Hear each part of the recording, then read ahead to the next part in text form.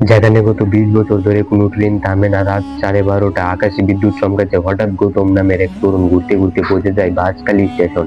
সবার কথাই এই জায়গা ভূতের স্টেশন নামে পরিচিত, কিন্তু গৌতম এসব কথায় বিশ্বাস করে না। কিন্তু স্টেশনে পাড়া বন্ধুরা, যদি তোমরা সত্যি নিজের মাকে ভালোবাসো তাহলে আমার এই চ্যানেলটা একটিবার সাবস্ক্রাইব করো। আমি এই চ্যানেলের পিছনে দিন রাত পরিশ্রম করি, শুধু যেন একদিন মায়ের মুখে একটু হাসি ফোটাতে পারি।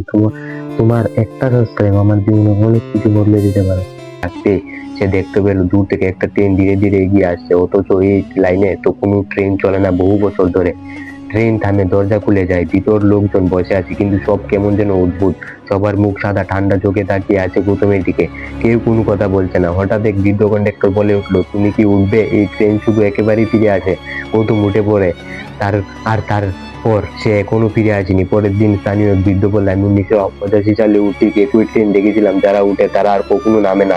রহস্য রয়েছে এই জায়গাতে। এই ট্রেন কি সত্যি কোনো অপাক্ষিত ট্রেন, যে স্টেশনে ট্রেন থামে না সেখানে ট্রেন এলো কোথা থেকে? আর যারা উঠে তারা কোথায় যায়? এরপরে কি হয়েছে বাকিটা দেখতে হলে কমেন্টে এপিসোড টাইপ করে দাও।